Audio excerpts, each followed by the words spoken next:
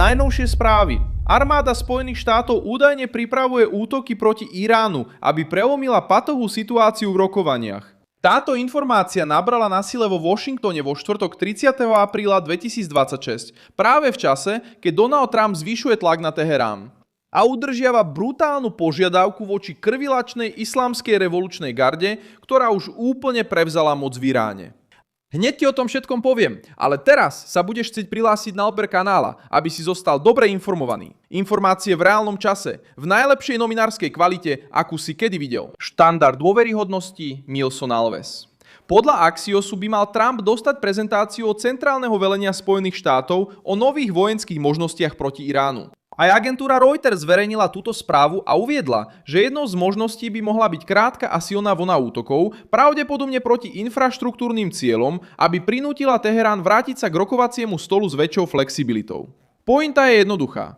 Washington chce prelomiť iránsky odpor skôr, než režim využije rokovania na získanie času. Tlak prichádza po zablokovaných rozhovoroch.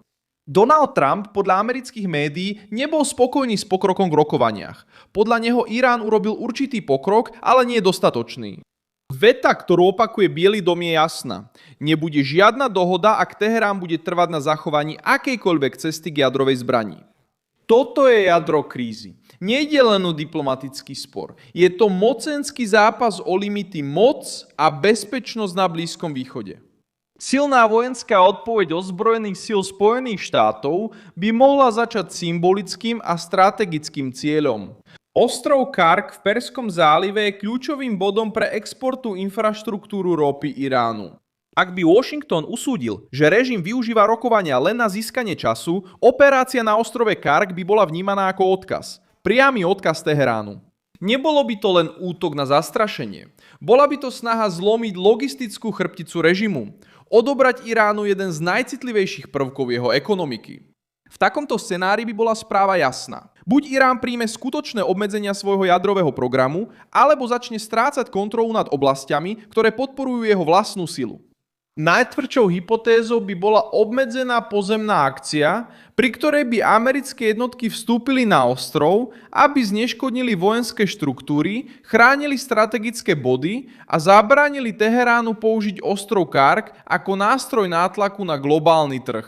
Zatiaľ nie je potvrdené, že Donald Trump niečo takého rozsahu schválil, ale už samotná príprava vojenských možností mení iránske kalkulácie. Pre režim už hrozba nie je len sankcia, blokáda alebo retorika. Stáva sa z toho reálne riziko, že americké sily obsadia kľúčové územie priamo na ich vlastnom území?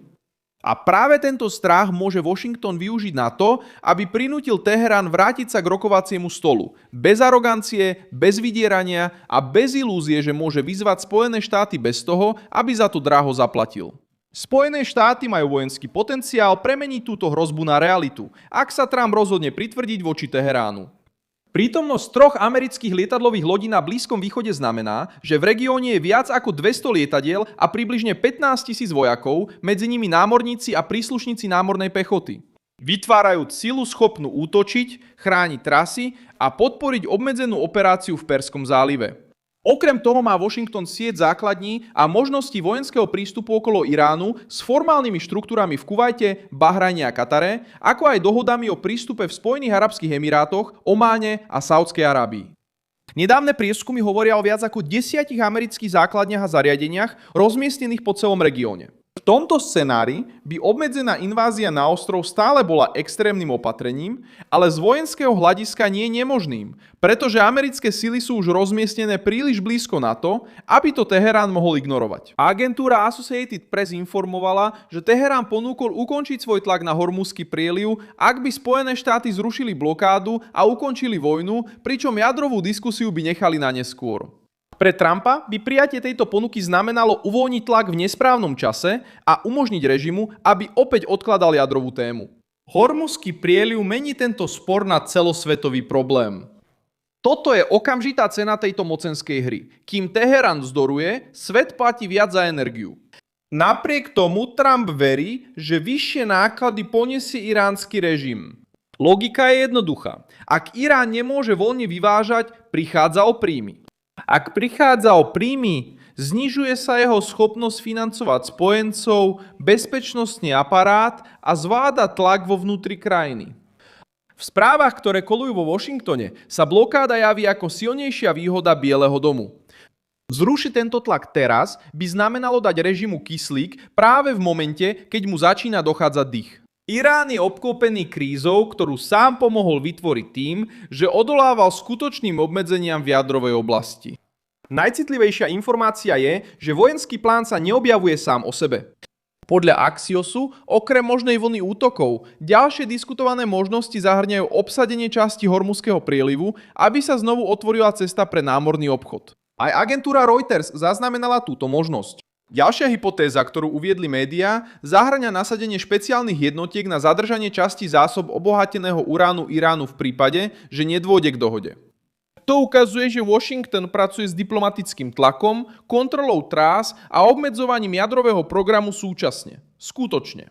Napriek tomu je potrebná presnosť. Mať pripravené vojenské možnosti neznamená, že Trump už nariadil útoky.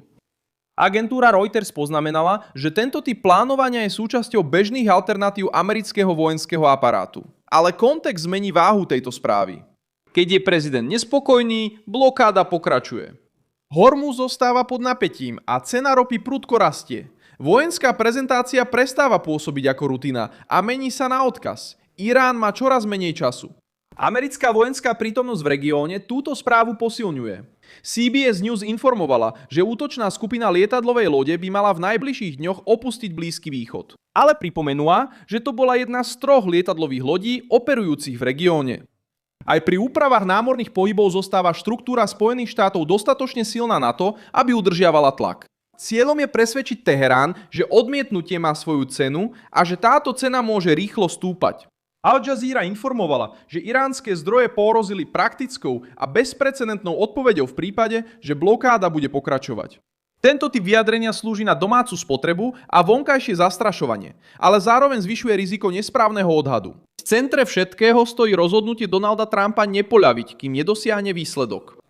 Vie, že blokáda zvyšuje cenu ropy a vytvára tlak aj v Spojených štátoch. Ale jeho stávka je, že ústupy teraz by bolo neskôr ešte drahšie. Ak Irán prežije tento tlak bez toho, aby sa vzdal jadrového programu, Teherán vyhlási, že zvíťazil. Ak Trump udrží tlak a režim ustúpi, Washington ukáže, že stále dokáže stanoviť hranice v regióne, kde mnohí už roky skúšajú americkú trpezlivosť. Preto by sa možno príprava útokov nemala vnímať ako ojedinelý prípad. Je to súčasť kampane nátlaku. Najprv námorná blokáda. Potom odmietnutie akceptovať, že Hormuz zostane otvorený bez jadrovej dohody. Teraz sú na stole vojenské plány. Tento sled udalostí ukazuje, že Biely dom sa snaží uzavrieť všetky možnosti úniku iránskeho režimu. Armáda Spojených štátov sa možno pripravuje na novú etapu proti Iránu, ale konečné rozhodnutie stále závisí od Trumpa. A práve Trump, známy tým, že hrá len ofenzívne a príjma rozhodnutia, ktoré by žiadny iný prezident tejto generácie neurobil. Daj like na toto video, prihlás sa na odber kanála a na záver si pozri komentáre, aby si bol ešte viac zapojený do komunity Milsona Alvéša.